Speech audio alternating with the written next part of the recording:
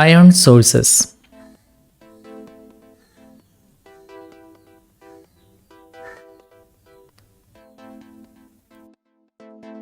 Particle accelerators are used to accelerate charged ions of various elements, both positive and negative, having varying degrees of ionization. A primary requirement of a particle accelerator is a source of negatively or positively charged ions of the requisite element. An ion source generally consists of a mechanism for creating the charged ions from neutral atoms and a means for extracting these ions with an initial velocity and with a reasonable degree of focusing. There exist a number of different techniques for creating the ions.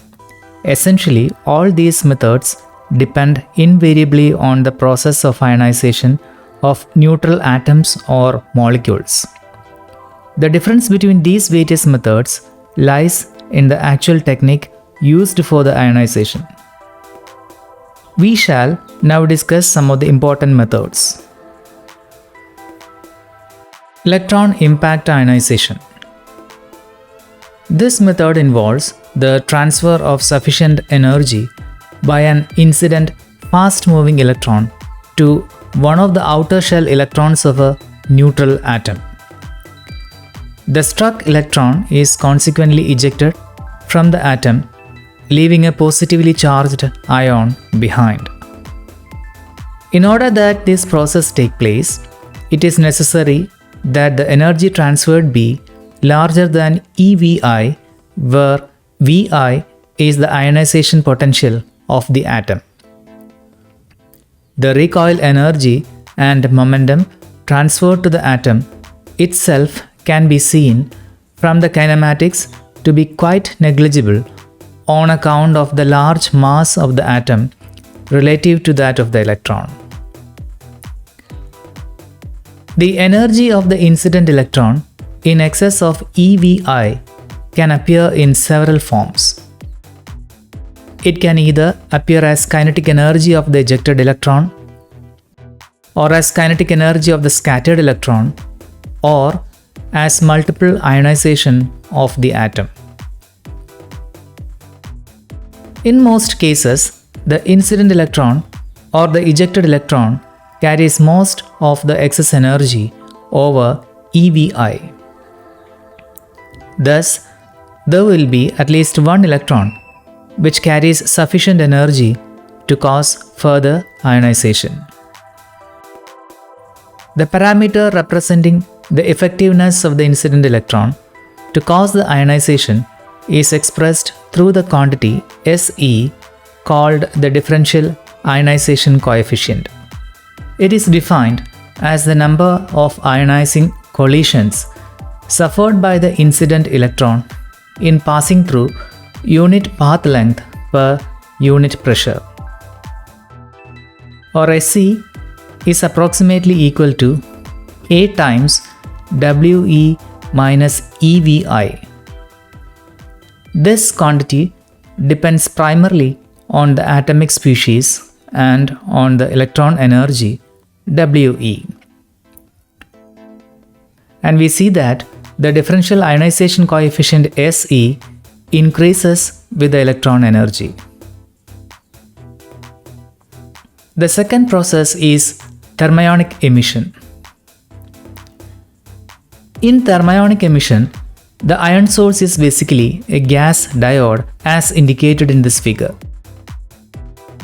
A cathode is heated electrically to a sufficiently high temperature, and then electrons are consequently emitted by thermionic emission.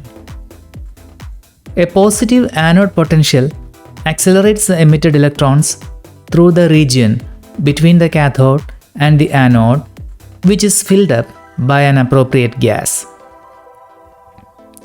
The gas is ionized and the positive ions created are drawn towards the cathode. Spark discharge. As indicated in this figure, there are two conducting or semiconducting electrodes into which a periodic low voltage spark is made in vacuum. This is achieved by interrupting the electrical circuit involving two electrodes mechanically. At the time of breaking the contact, a very high resistance is produced. The intense Joule heat melts the solid. A spark discharge ensues and ions are emitted in the process.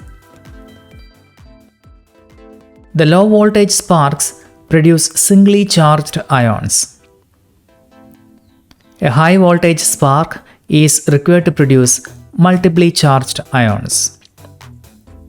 Examples of ions which can be created by this technique are Cu+, MO+, Ta+, Pt+, etc. Thermal ionization. The random thermal motion of the atoms or molecules in a gas leads to frequent collisions between them. These collisions can lead to ionization.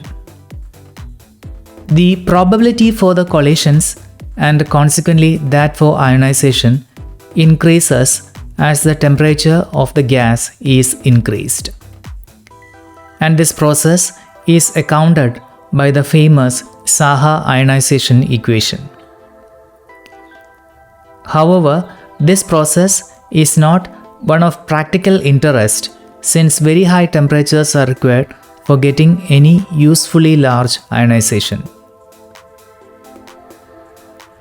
Surface ionization. This process has the capability to produce positive and negative ions of most elements. The principle of the technique lies in the ionization of an atom of low ionization energy Vi when it comes into contact with a hot surface of high work function phi. The surface should be hot enough to thermally desorb the ions. In this process, the least bound electron of the adsorbed particle is lost to the hot surface. A good example is the production of positive ions of the alkali metals cesium, rubidium, potassium, sodium, and lithium, which possess relatively low values of Vi. Negative ions of elements with large electron affinity, example the halogens fluorine, chlorine, bromine, and iodine, are the most easily created negative ions by means of this process. Ion impact ionization. An energetic ion can cause ionization by collision with an atom when the ion velocity is near to the velocity of electrons inside the atom. If Vi is the ionization potential of the struck atom, the requisite ion energy is given by m/me times EVI. Here, m is the ion mass and me is the electron mass. Ion beam sputtering.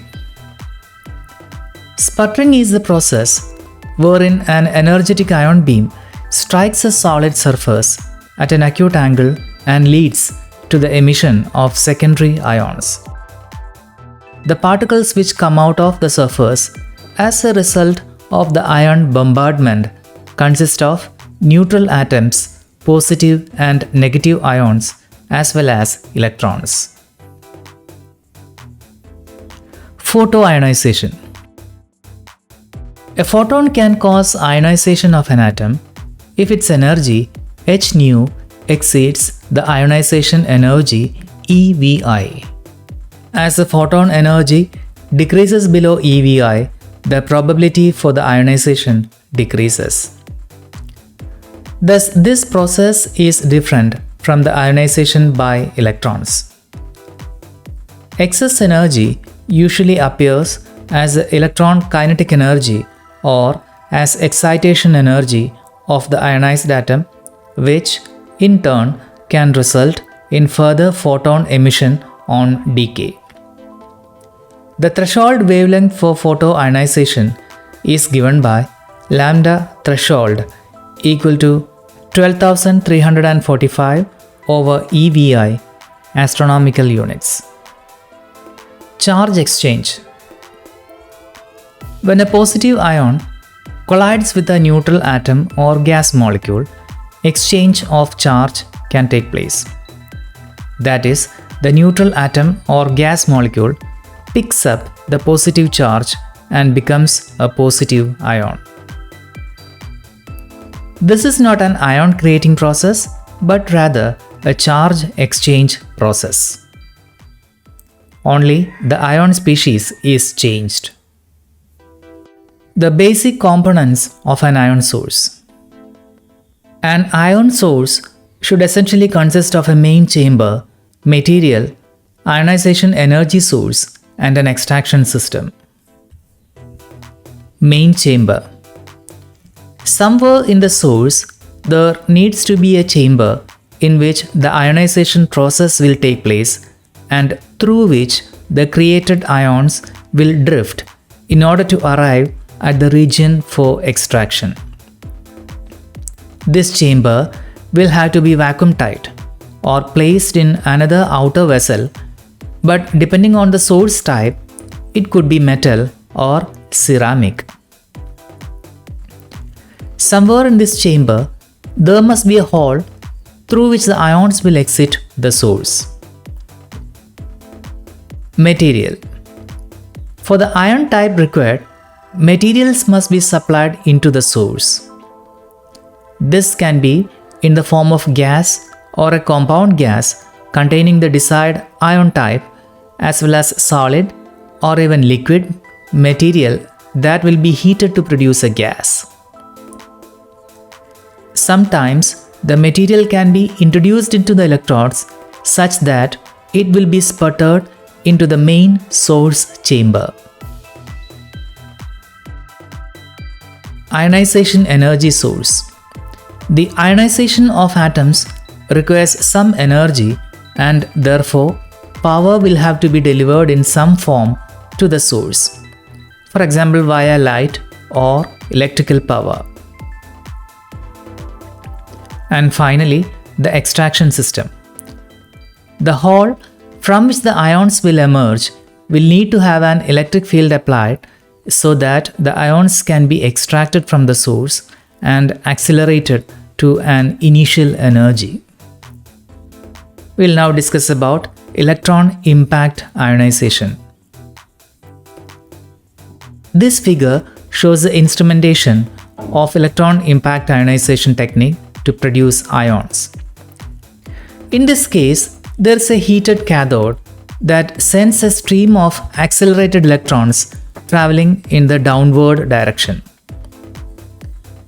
The inside of the ion source contains the gas to be ionized at a lower pressure. The energetic electrons enter the region of the anode via slit S1 and leave the anode space through S2. They are finally collected at the electron trap T, which is at the same potential as the anode A. Inside the anode, electrons are accelerated by a field produced by the potential EA. The so-called atomic beam is really a stream of gas which enters into the anode space through an opening in the anode on the right side. The source of the gas is either a storage cylinder or an enclosure wherein the vapors are produced by a suitable technique. The electron collisions ionize the atoms and produce positive ions. The auxiliary electrode R is a positive ion repeller and it is maintained at a high negative potential VR with respect to the anode. The consequent repelling field forces the positive ions towards the left side. They move out of the anode space by the action of the accelerating potential applied to the slit S3. The final positive ion beam comes out of the ion source through S3. The unionized gas atoms are extracted through the 3 slits provided in the system by means of a suitable pumping setup so that the pressure inside the ion source is maintained at a desirable low value. Ion plasma source. The duoplasmatron source has been one of the most important ion sources. This figure shows a schematic of a duoplasmatron source. It consists of an intermediate electrode and an anode electrode made up of ferromagnetic material that constitute part of the magnetic path. A strong, non-uniform magnetic field is formed between the intermediate electrode canal and the anode. The maximum magnetic field is near the anode aperture. The electrons emitted from the hot cathode are accelerated to ionize the gas. This narrow slit that you see over here is the provision for gas feed. This process results in a cathode plasma being generated between the cathode and intermediate electrodes. The duoplasmatron ion source consists of 2 plasma regions, the lower density plasma between the cathode and the intermediate electrode, so that is shown here in blue color, and the high density plasma between the intermediate electrode and the anode, and that is shown in deep blue color here. The plasma is compressed by double layers into the intermediate electrode region and then more compressed by the axial magnetic field. In this way, a very high plasma density can be produced. The thermal electrons in the cathode plasma are extracted and accelerated in the potential and are channeled by the extraction electrodes. Duoplasmatron ion sources can deliver high ion currents of ions from gases. Multiply charged ions can be generated in the duoplasmatron ion source by proper adjustment of the magnetic field and the intermediate electrode geometry. And this device can be used in particle accelerators, ion implantation, production of multiply charged heavy ions, ion beam analysis, mass spectroscopy for all element, and ion beam modification of materials. RF ion source. The use of radio frequency voltage to generate a plasma dates back to the 1940s. RF-driven ion sources offer the advantage that they can operate with any type of feed gas, in particular gases such as oxygen that can be easily poison tungsten filament cathodes. RF ion sources are also useful when long life operation or clean plasma production is required. Today, they are widely employed by the particle accelerator community and by the semiconductor industry. In RF ion sources, an RF discharge is formed in a chamber filled with a gas at a pressure of about 10⁻³ to 10⁻² torr. RF power of a few hundred watts is typically needed to establish a stable discharge. The RF frequency can vary from a few megahertz to tens of megahertz. There are 2 ways in which a low pressure gas discharge can be excited by RF voltage. A discharge between 2 parallel plates or electrodes across which is applied an alternating potential and this is known as capacitively coupled discharge, and a discharge generated by an induction coil, which is known as an inductively coupled discharge. Most RF ion sources are operated with a second type of discharge. In this case, an azimuthal electric field is generated by the alternating magnetic field in the discharge region. Electrons present in the gas volume are excited into oscillation by the RF electric field. They quickly acquire enough kinetic energy to form a plasma by ionizing the background gas particles. The ions are then extracted from the source chamber in a manner similar to the DC discharge source. And this figure shows a quartz discharge chamber surrounded on the outside by an RF induction coil. There are 4 external variables that affect the characteristics of the discharge and the resulting ion beam. The first one is the gas pressure in the chamber. Second, the radio frequency field, its magnitude and coupling to the plasma. And third, the external magnetic field and the extraction voltage. The RF discharge is formed in an insulating vessel filled with the required gas at a pressure of 10⁻² to 10⁻³ torr. A few hundred watts of radio frequency power is fed to the system at a typical frequency in the range 10 to 30 MHz to establish a discharge. The gas invariably contains a few stray electrons which are created by the interaction of cosmic rays. These electrons are excited into oscillations by the radio frequency field. Reversal of the electron momentum can take place frequently on account of collisions. If this happens when the radio frequency field also reverses its polarity, the electrons acquire sufficient kinetic energy to cause ionization by impact. The ionization leads to the formation of a plasma region inside the gas volume. The plasma in the RF discharge serves as a source of positive ions.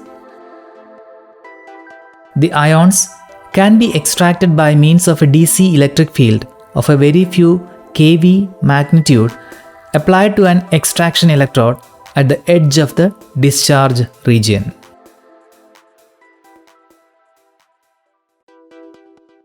We shall now discuss on the process known as ion implantation. The field of electronics received a massive boost with the discovery of semiconductors.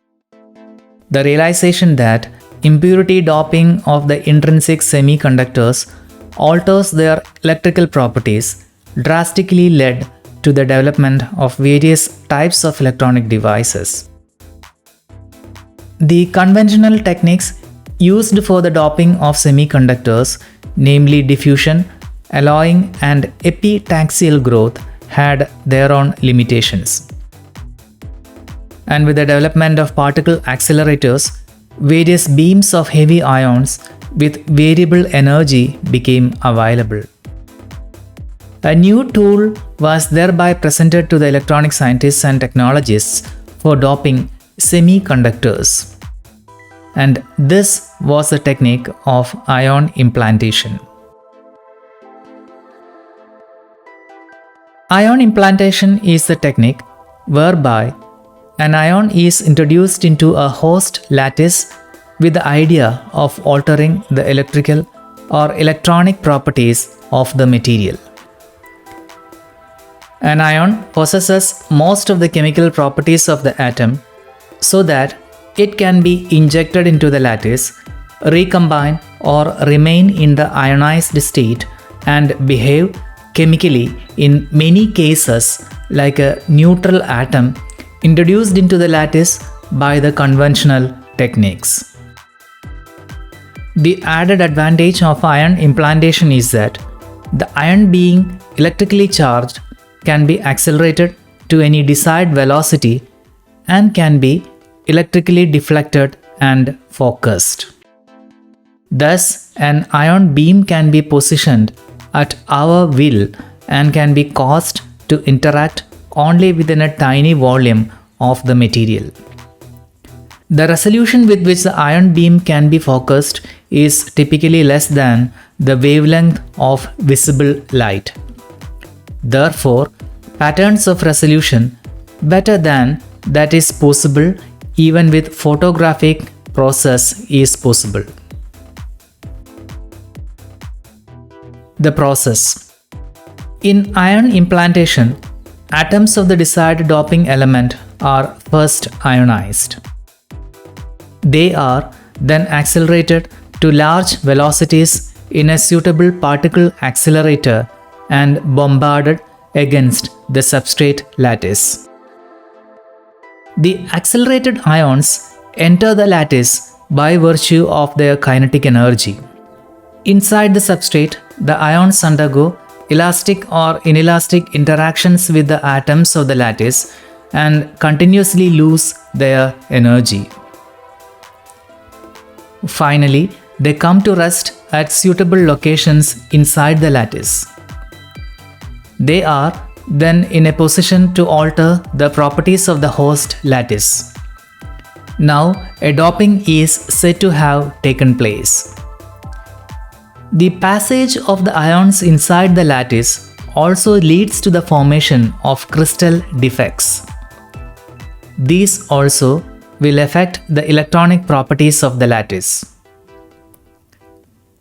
It is obvious that in order that the electrical conduction characteristics of a semiconducting crystal are changed by doping, as mentioned above, the introduction of the impurity ions should lead to the creation of mobile charge carriers, namely electrons and holes. Silicon and germanium are the most popular semiconducting materials. Therefore, the ions of interest are those belonging to groups 3A or 5A of the periodic table. These elements have one electron less or one electron more, respectively, as compared to the silicon and germanium. Those elements belonging to group 3A, when occupying a substitutional site inside the semiconductor, will readily accept an electron from the lattice. In this case, we get an extrinsic semiconductor of the p-type. Similarly, group 5A ions donate their excess electrons to the lattice, resulting in n-type semiconductor. The ions can also occupy what are called interstitial sites inside the lattice. Here, none of the lattice atoms are substituted by the ion. Rather, the ions occupy spaces in between the lattice points. They become extra atoms inside the lattice, and an energy level is created in the band gap. The net effect will be the same as n-type or p-type doping. Ion implantation techniques. There are two different techniques for introducing impurity ions into a host lattice: channeling and non-channeling. And the doping profiles will be different in the two cases. In any lattice, certain crystallographic directions exist, along which there are fairly wide open planes and channels among the rows of atoms. If the incident ion beam is well collimated to within 0.1 degree and is directed towards such a channel, the ions are able to penetrate deeply into the crystal lattice, therefore coming to rest in interstitial or substitutional sites. And this process is called channeling. the depth of penetration of the ions is much larger than in the case of non-channeling doping. There are basically two types of interaction of the incident ions with the target atoms. These are electronic collisions and nuclear collisions. When the ion strikes the target material, the resulting energy loss processes, the particle trajectories, and implanted impurity distributions can be determined from the interaction mechanisms. The theory pertaining to these mechanisms have been treated by Linhart and Scarf. From this theory, one can calculate the implanted dopant distributions. During the course of traversing the material, a series of single ion-to-atom collisions will take place, the ion losing a fraction of its energy in each successive collision. Ultimately, the ion will come to a stop. The actual depth at which the ions will stop is not a well-defined quantity. Various effects like statistical fluctuations in the energy loss, straggling effects, etc. lead to a broadening of the impurity distribution versus depth. There are mainly two types of profiles. One is the amorphous peak and the other is the channeling peak. These two peaks are represented in the figure by letters A and C. The x-axis of the figure represents the depth below the surface expressed in micrometers, and on the y-axis we have number of ions per centimeter cube. The amorphous peak arises from energy loss processes in a random oriented crystal. It is characterized by a Gaussian shape centered in the mean projected range Rp and having standard deviation sigma. The channeling peak is several times deeper than the amorphous peak. It is similar but has a sharper fall on the right side. Rp increases as the ion energy increases.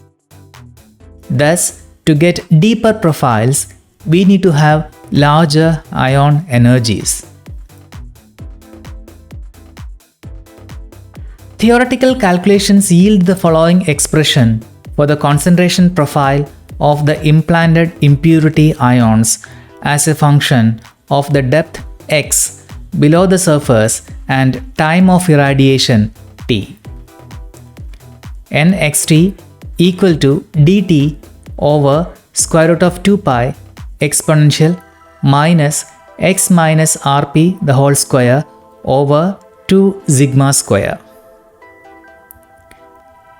Thus the profile is Gaussian, whose peak is at the projected mean range and whose peak concentration varies linearly with time.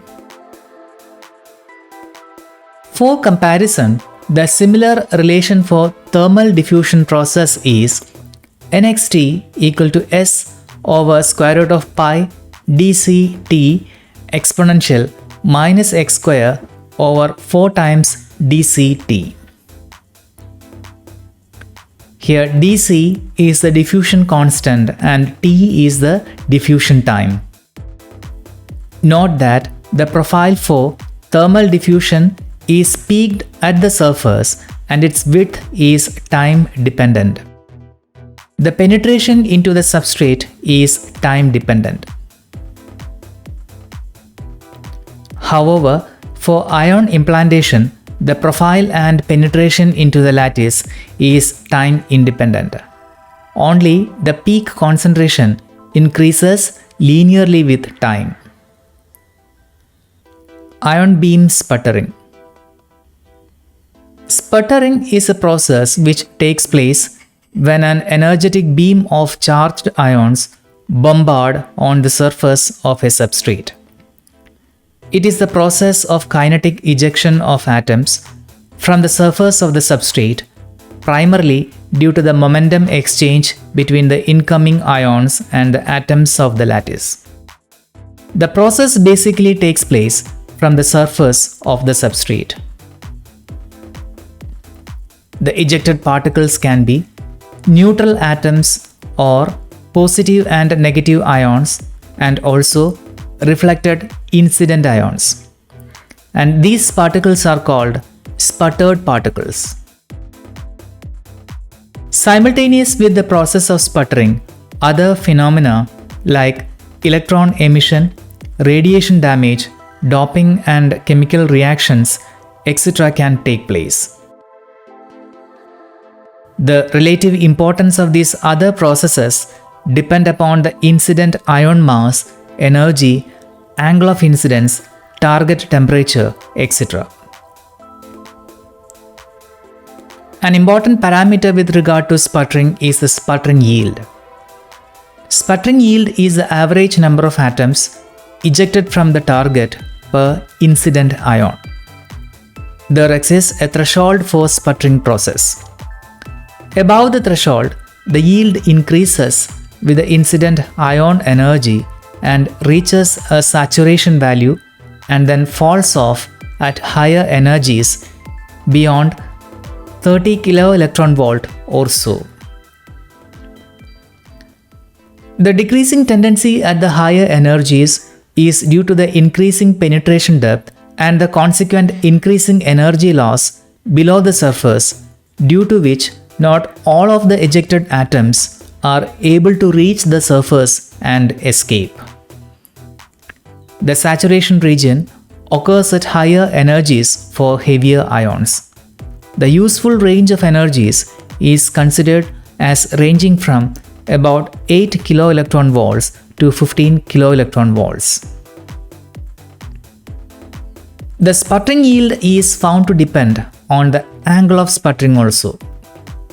The yield has maximum around 70 degrees. The energy required for the sputtering at oblique incidence is found to be less than for normal sputtering. Angular distribution of the sputtered particles approximate to a Gaussian with half widths between 20 to 30 degrees. The rate of sputtering can be calculated from simple considerations of the volume removed per atom. The following expression is usually used for calculating the thickness in centimeter removed per second. T equal to 1.66 times 10 raised to minus 4 msji over rho times E. Here m is the mass of the target atom, S is the area of the target, and rho is the density of the target, and Ji is the beam current. The applications of ion beam sputtering. With sputtering, we can deposit thin layers of a metal or an insulator onto a suitable substrate. Unlike evaporation deposition, there is no temperature limitation. So also, the comparatively larger energies of the sputtered ions, approximately 10 keV compared to a fraction of an eV for thermal atoms, leads to a greater adhesion between the deposited film and the substrate. In microelectronics, sputtering is used to achieve patterns that are sharper than that could be achieved by conventional chemical etching techniques. To do this, an inert gas ion beam like argon can be accelerated in vacuum and directed to impinge on a target. Suitable shadow masks can be used to produce suitable patterns on the surface of the target. In microwave systems, ion beam micromachining using the sputtering techniques is used to form precision holes to define the geometry. The process is also used for producing patterns on metallic films with high resolution.